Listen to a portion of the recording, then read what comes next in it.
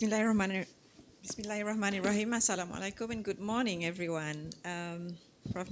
Nazirul, Dr. Nazirul, and Prof. Nafi Salam, the head of school, and distinguished guests and colleagues. Congratulations, Nazirul, for putting this forum together, Data and Democracy, a geopolitical security forum. As Nazirul mentioned, this is part of the 25th anniversary celebration for Monash, Malaysia. We have put together this three global challenges that speak to the themes that Monash has chosen as its focus for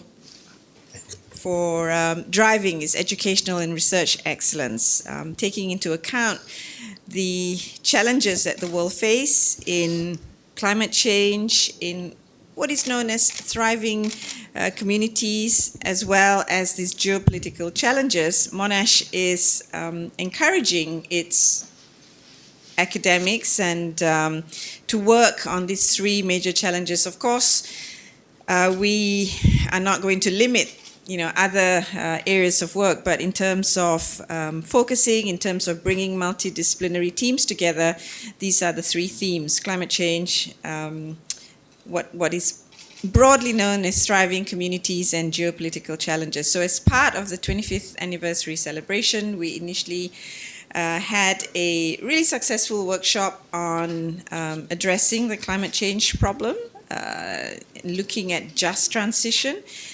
The second was on thriving communities in conjunction with the 25th anniversary dinner and graduation, where we had our current Vice-Chancellor, acting Vice-Chancellor, moderate a really lively discussion on the state of education in Malaysia that probably needs several more more forum to get it to where I think all of us here in the room hope to see a reform education system in Malaysia.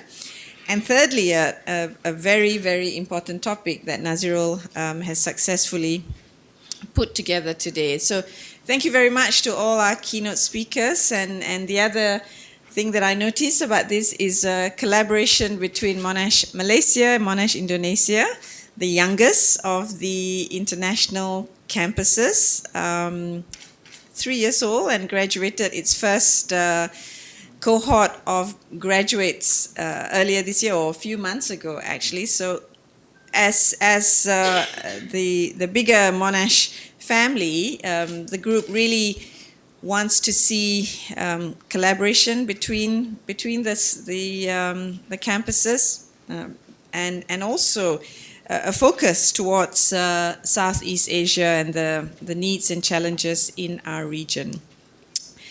Nazirul touched on the importance of data and regulations and governance for democracy.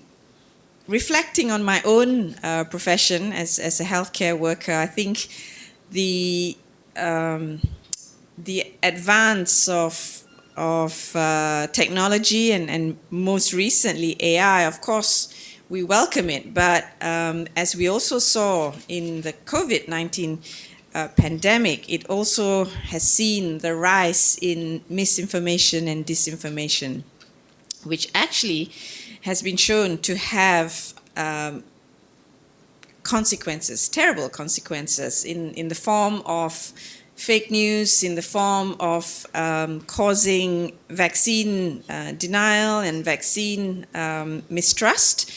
And a really nice study in the US published, I think, about 6 months ago that compared Republican voters versus Democratic Party voters that charted, unfortunately, the connection between being a Republican voter and mortality. What they showed was prior to the rollout of the vaccines, the death rates between Republican voters and Democratic voters were not too dissimilar, because it kind of falls back to risk factors such as age, such as comorbidities, access to treatment, etc., etc. But once the vaccines became available, there were more Republican voters who were not, who had the mistrust of vaccines, and the Kaplan-Meier curve kind of diverged quite significantly and was associated with a larger number of deaths amongst Republican voters. So I'm sure each of you in the room have also during COVID-19 experienced the fake news that at the click of your WhatsApp could spread very, very quickly, that said, Bill Gates put chips in the mRNA vaccine and all kinds of misinformation that unfortunately led people to reject the vaccine. So of course, from a democracy point of view, the advent of AI and data is very, very important. But from a from a survival point of view, it has real consequences. As an academic institution, we're all also grappling with what to do with AI and ChatGPT, for example. Fortunately, Monash, as a group, has come out with, and it's a work in progress. I think no one can claim to know how to deal with this, but we're all trying our best, I think, because the technology is changing faster than we can even stop to think about what to do about it.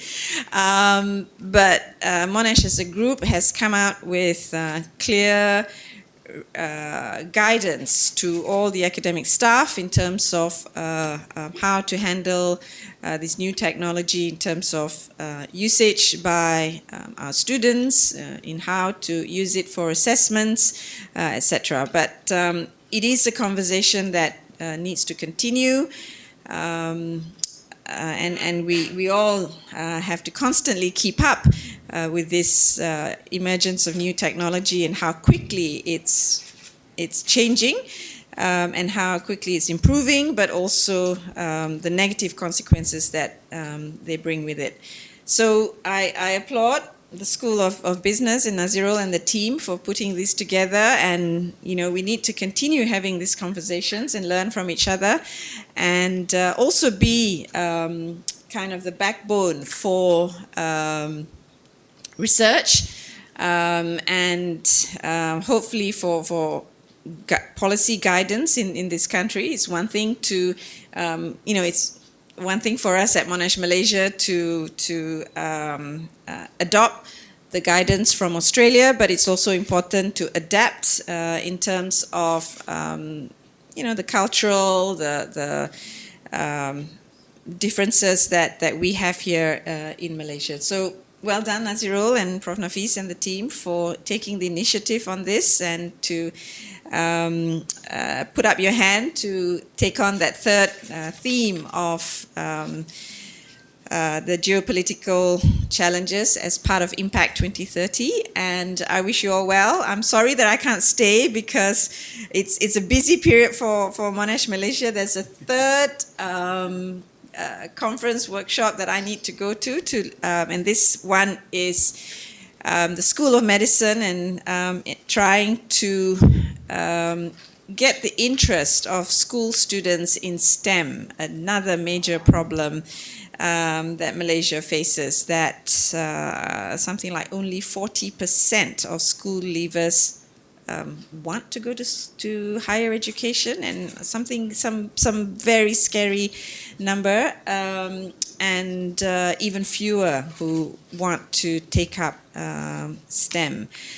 As an example, our School of Engineering, which enjoys very high ranking, has unlike the School of Business, has trouble attracting students. I'm not embarrassed to say this. And when I was speaking to Prof. Hamdi at UM doesn't have a big problem of attracting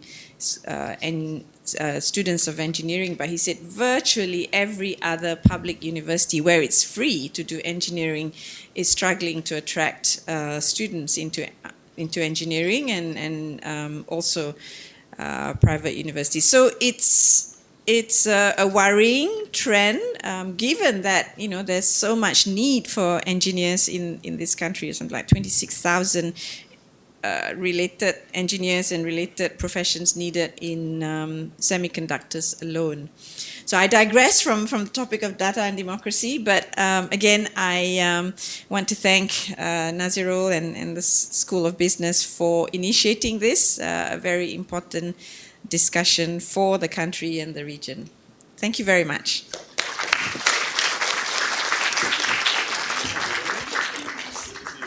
Thank you so much, Prof. Adeeba.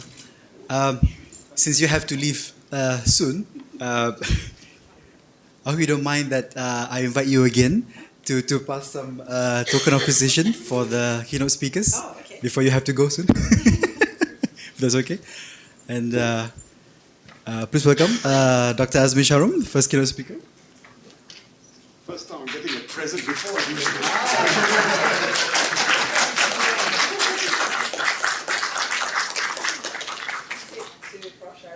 An old friend from UM, but a very important man now.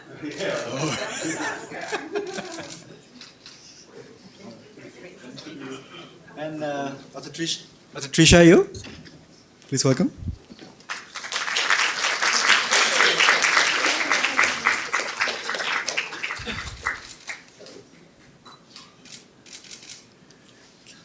Thank you so much, Prof. Adeeba.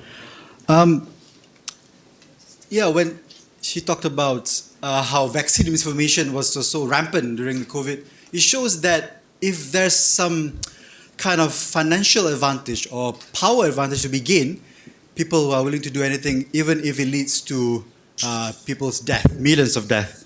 And when we conceptualize democracy here, it's not just about electoral process, not just about voting and all that, but it's about a democracy where everyone participates and everyone benefits for their well-being and their friends and society and family and so on. And therefore, the discussion here does include healthcare as well, does include education, does include climate change and all of that. So having a vibrant and healthy democracy means we are all living well and fairly.